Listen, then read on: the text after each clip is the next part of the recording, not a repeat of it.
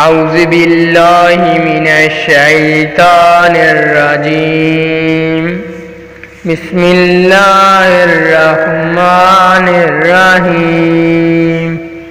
والنازعات غرقا والناشطات نشطا والسابحات سبحا فالسابقات سبقا فالمدبرات أمرا يوم ترجف الراجفات تتبعها الرادفات قلوب يومئذ واجفات أبصارها خاشعات يقولون إنا لمردودون في الآخرات أإذا كنا عظاما ناخرات قالوا تلك إذا كرة خاسرات فإنما هي زجرة واحدات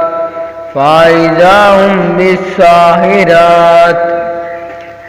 هل أتاك حديث موسى إذ ناداه ربه بالوادي المقدس طوى اذهب إلى فرعون إنه طغى فقل هل لك إذا أن تزكى وأهديك إلى ربك فتخشى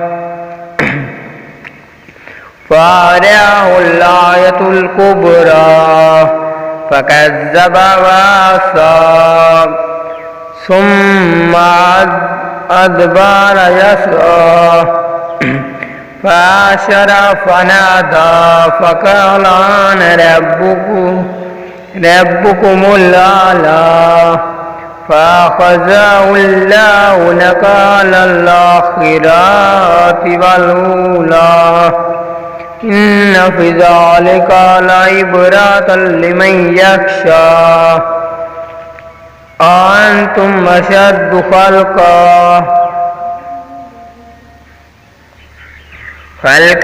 أم السماء بناها رفع سمكها فسواها وأغطش ليلها وأخرج ضحاها والأرض بعد ذلك دحاها أخرج منها ماءها ومرعاها والجبال أرساها متاعا لكم ولأنعامكم فإذا جاءت الطامة الكبرى يوم يتذكر الإنسان ما سعى فبرزت الجحيم لمن يرى فأما من طغى وآثر الحياة الدنيا فإن الجحيم هي المأوى وأما من خاف مقام ربه ونهى النفس عن الهوى